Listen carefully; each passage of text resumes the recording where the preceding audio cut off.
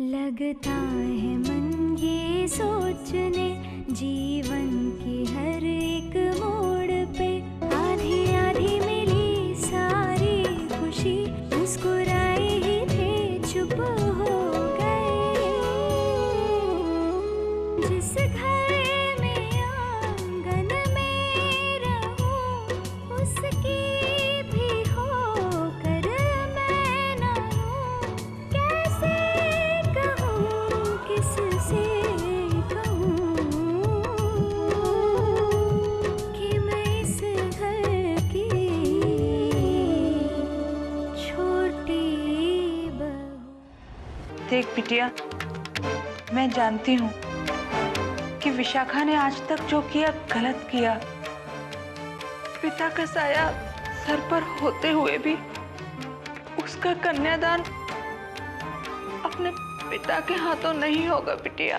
अम्मा आप रो क्यों रही हैं? मैंने आपसे कहा था ना, आपको मेरी फिक्र करने की कोई जरूरत नहीं है। अब जो भी होगा अच्छा ही होगा। ये दूल्हा है।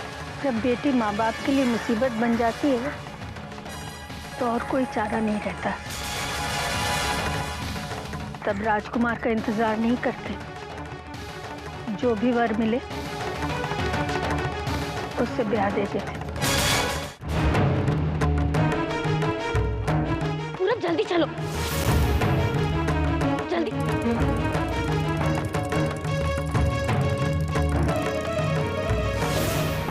माँ, बाबूजी। अरे दुल्हन कहाँ रह गई जीजी? इतनी देर लगाने से क्या होगा? देवकी जी, देखिए विलंब क्यों हो रहा है? जी। राधिका, तू लाई नहीं विशाखा को? क्या हुआ? उसने साथ में आने से मना कर दिया? मैं जानती थी ये लड़की जरूर कोई नाटक करेगी। चल उसे लेकर आते हैं। विशाखा,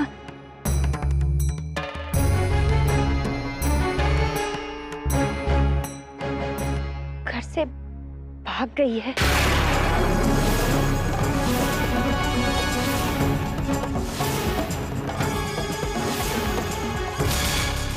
ठाकुर जी, ठाकुर जी, मैंने उसको रोकने की बहुत कोशिश की माँ, लेकिन वो पूरब के साथ भाग गई। क्या हुआ देवकी जी? कहाँ भयो बहुरिया, कहाँ भयो? मुझे विशाखा भाग गई अम्मा जी।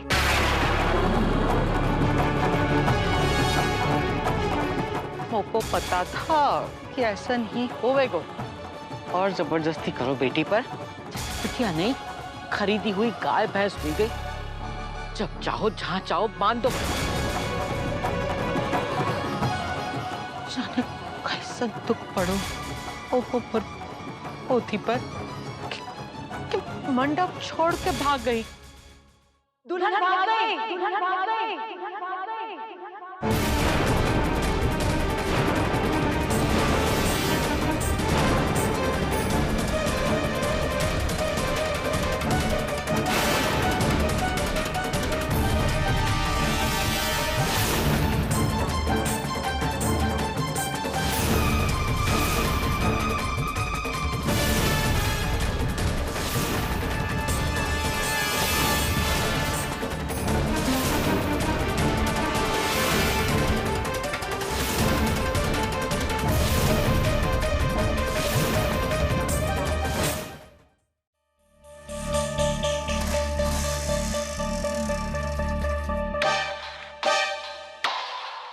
थैंक यू पूरब। Mention not cuties. पूरब, तुमने मेरी बहुत मदद की है। तुमने मेरे लिए वो सब कुछ किया है जो मेरे परिवार वालों ने तक नहीं किया। Families, गॉड्स हमें गिफ्ट्स करता है क्यूटीज, लेकिन फ्रेंड्स हम चूज करते हैं। इसलिए रिमेंबर्स 24 आवर्स हेल्प्स के लिए कॉन्टैक्ट करें। पूरब, पूरब, पूरब। लेकिन क्यूटीज, तुम जाओगी कहाँ? पुलिस तुम्हारे पीछे पड़ी है और मुंबई से तुम जा नहीं सकती। आई थिंक्स वृंदावन ही तुम्हारे सेफ स्पेस है। हाँ पूरब, मैं जानती हूँ, वृंदावन से बाहर जाने का मतलब मेरे लिए खतरा ही खतरा। पर मेरे पास और कोई चारा भी तो नहीं है ना। अब जो भी होगा देखा जाएगा। मैं चलती हूँ पूरब। टेक केयर रखना क्यूटीज, और हाँ न्यूज देती रहना। तुम मुझे कभी भी कॉल कर सकती हो। पूरब हेल्पलाइन 24 आवर्स ओपन। बाय पूरब। बाय। चलो चलो जल्दी जल्दी, बस जा रही है। राजा भाई जल्दी जल्दी, बस जा रही है। ये क्या तमाशा है? हम यहाँ अपने बेटे का ब्याह करने आए थे, कोई नौटंकी देखने नहीं। कहाँ है दुल्हन? किसके साथ भाग गई आपके चेहरे पे काले पोत के? अरे क्या जवाब देंगे हम अपने समाज वालों को? आपको तो हमारा एहसान मानना चाहिए कि हमने आपकी बेटी को चुना हमारे बेटे के लिए, वरना हमारे बेटे के लिए तो कई कुंवारी लड़कियों के रिश्ते आ रहे थे। फिर भी हमने आपकी बेटी को चुना सिर्फ ये सोचकर कि उसके पास आपके घर के संस्कार होंगे। जब हमने सुना कि वो अपना पहला ससुराल छोड़ के आई है, तो हमें लगा कि पुरोहित परिवार में कोई खराबी होगी।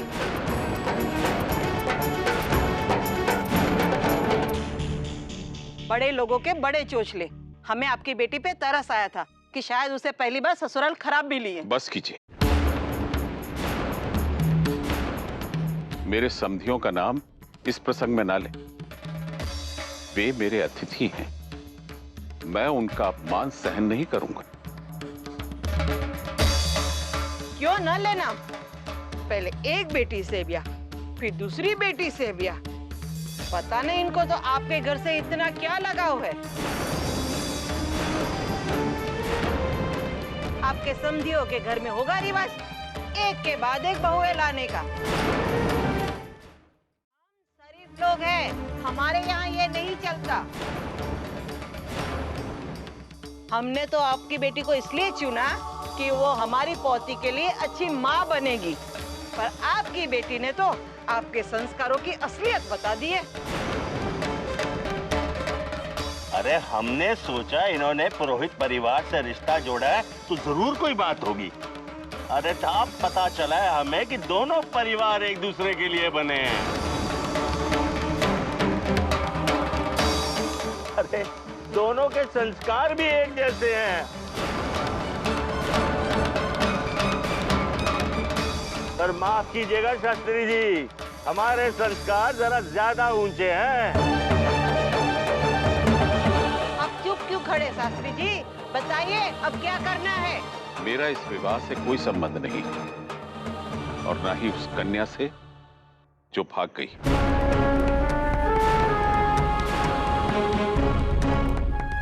समस्त वृंदावन को ज्ञात है कि मैं विशाखा का तर्पण कर चुका हूं।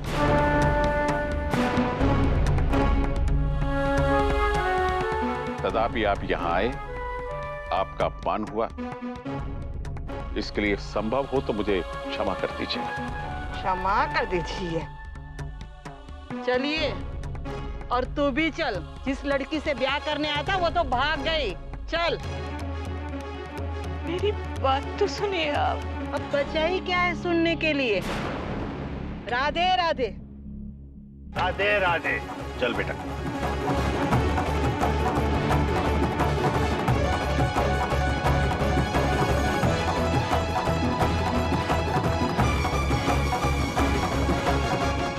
शास्त्री जी, अब हम भी चलेंगे।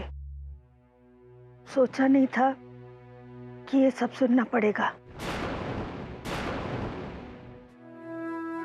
मैं अत्यंत लज्जित हूं मां जी। समझ में नहीं आ रहा कि आपसे क्षमा की याचना करूं तो कैसे। नहीं शास्त्री जी, इसमें आश्चर्य की कोई बात नहीं। पूछिए, हम तो पहले ही भविष्यवाणी करके आए थे कि ऐसी कोई नौटंकी देखने को मिलेगी। रहने दीजिए शास्त्री जी प्लीज। आपकी कोई इज्जत नहीं होगी लेकिन हमारी है। बड़ी बहू, ऐसे नहीं कहते। अरे तो कैसी बातें करे चाची माँ? कब तक इनकी बेटी की वजह से हमारे परिवार को शर्मिंदा होना पड़ेगा? और चाची माँ, ये कोई पहली दफा नहीं है। इनका क्या है, जब देखो तब इसी मुद्रा में क्षमा मांगने के लिए खड़े हो जाते हैं।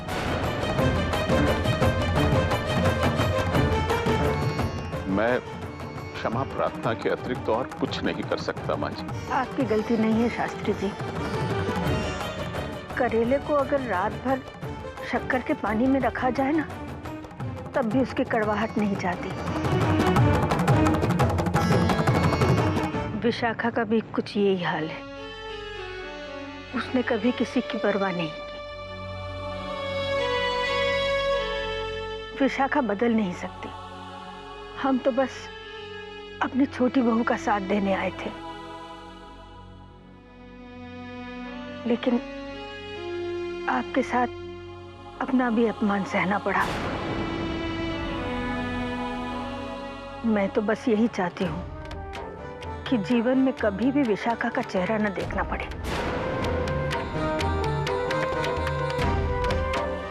छोटी बहू, चलो बेटा, चलते।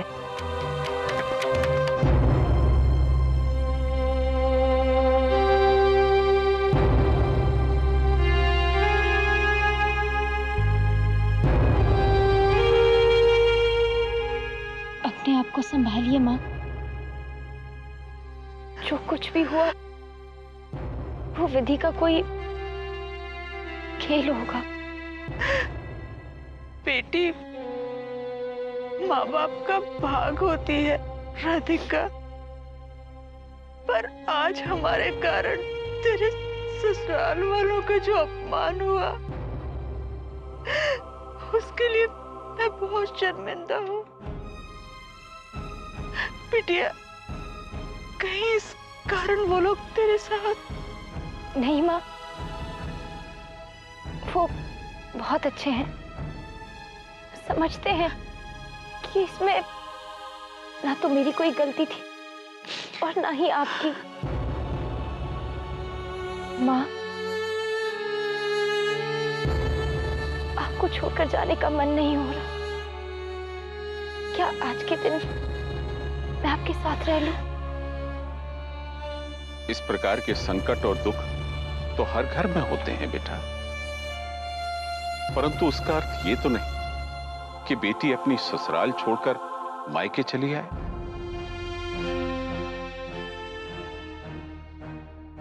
माँ, मैं चलती हूँ।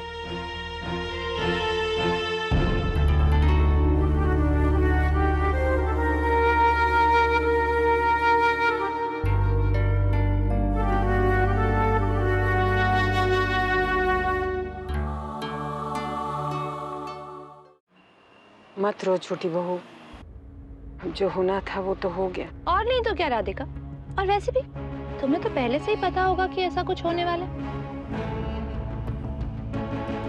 I mean, तुमसे अच्छा अपनी बहन को कौन जान सकता है। अरे जिसे दिल्ली के पुरोहित परिवार का लड़का पसंद नहीं आया, वो भला एक संस्कारी स्कूल के टीचर के साथ कैसे रह सकती थी। उसे तो मुंबई जाना था, मुंबई चली गई होगी, उसमें रोना क्या। भाभी, राधिका की इस समय जो हालत है, उसे हमारे सहारे की जरूरत है। और विशाखा ने जो कुछ भी किया, उसमें राधिका की क्या गलती है? क्योंकि राधिका ही जिद करके हम सबको वहां पर लेकर गई थी और वहां पर हमारी इंसल्ट हुई है देव। राधिका अब से ऐसा कुछ नहीं करेगी। पर भाभी प्लीज विशाखा का जिक्र करना बंद कर दीजिए।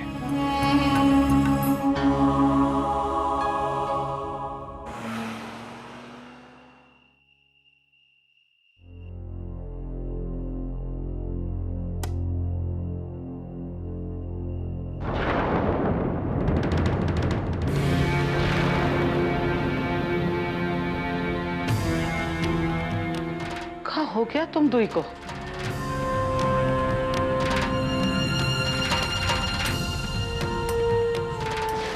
ऐसा बैठे हो जैसे कछु हुआ ही ना है।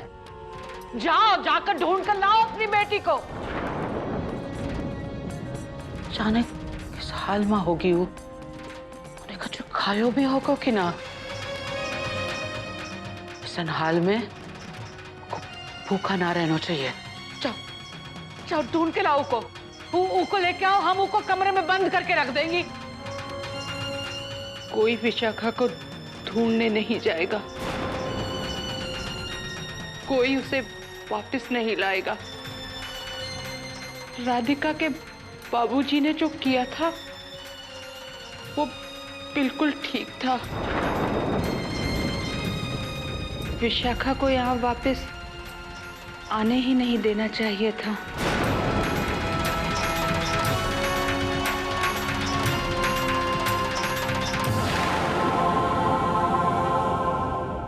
अम्मा जी, आज मुझे पहली बार अपनी कोख पे शर्म आ रही है अम्मा जी। विशाखा जैसी लड़की की माँ होने से अच्छा होता अम्मा जी कि मैं बाज होती। मुझे बाज होना चाहिए था, बाज अम्मा जी।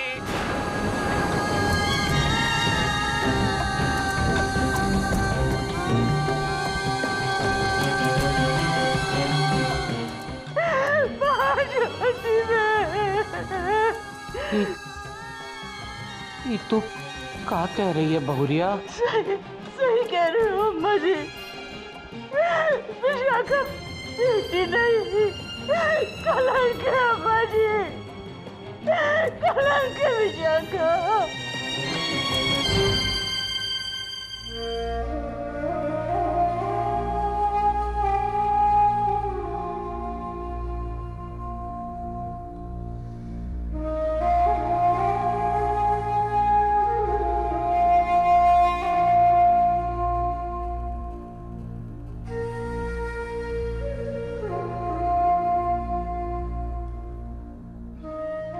जो भी हुआ उसे एक बुरा सपना समझकर भूल जाओ।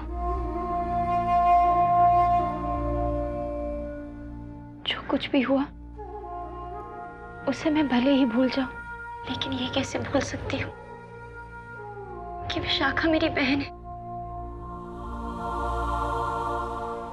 पता नहीं वो किस हालत में होगी, कहाँ होगी। राधिका, तुम अब भी उसके बारे में सोच रही हो जिसने दूसरों के बारे में कभी सोचा ही नहीं? वो दिल की बुरी नहीं है। मैं जानती हूँ उसने बुरा किया, बाबूजी के सम्मान को ठेस पहुंचाई, लेकिन उसने ये सब जानबूझकर नहीं किया होगा। जरूर कोई ना कोई परिस्थितियां रही होगी, वो मजबूर होगी। किन परिस्थितियों की बात कर रही हो तुम? वो मजबूर नहीं थी, उसका स्वभाव ही ऐसा है, सिर्फ अपने बारे में सोचना, खुद का फायदा देखना और दूसरों को ठेस पहुंचाना। अब इस घर में विशाखा के बारे में कोई बात नहीं होगी और मैं ये चाहूंगा कि तुम भी उसके बारे में सोचकर खुद को परेशान ना करो। जिस लड़की ने अपने पिता की फिक्र नहीं की, हमें उसकी फिक्र करने की कोई जरूरत नहीं है। लेकिन बस राधिका, मैंने कह दिया ना, विशाखा के बारे में सोचने की कोई जरूरत नहीं है। मैं नहीं चाहता कि विशाखा की वजह से तुम्हें तकलीफ हो।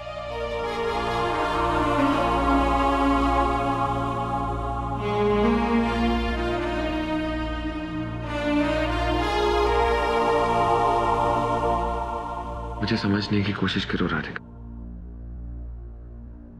मैं तुम्हें परेशान नहीं देख सकता। तुम जानती हो, पिछले 2 दिनों से हमने साथ में एक पल भी नहीं बिताया। मुझे कब से इस पल का इंतजार था जब हम दोनों साथ होंगे और दूसरा कोई नहीं होगा। क्या तुम्हें इस पल का इंतजार नहीं था?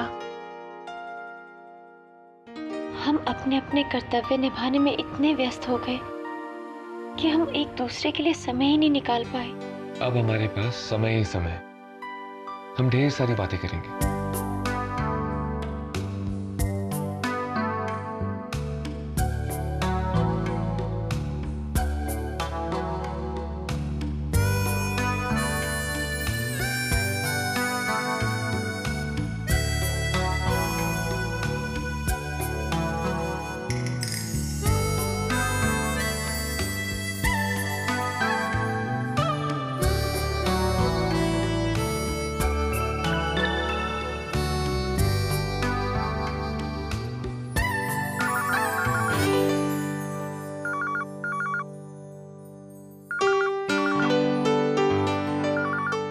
बजने दो।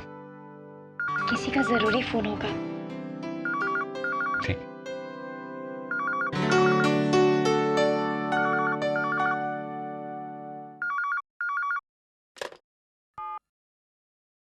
हेलो राधिका,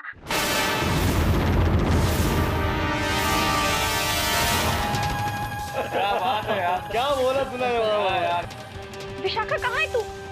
राधिका, विशाखा तू ऐसे क्यों चली गई? तू क्या करती मैं वहां पर? मेरे साथ कुछ अच्छा हो रहा था क्या? मुझसे मेरी सारी खुशियां छीन ली गई राधिका।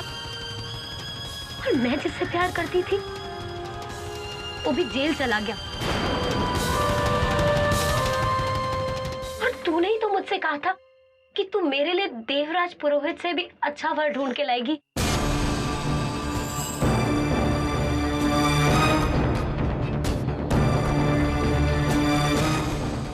और उससे पहले मेरी शादी तय हो गई।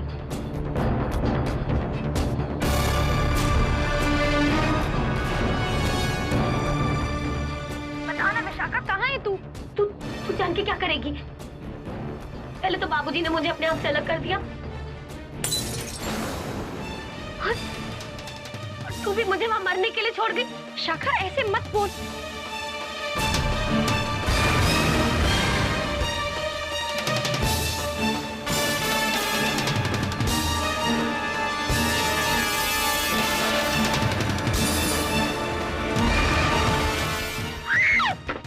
विशाखा, विशाखा तू मुझे सुन रही है? विशाखा, हेलो,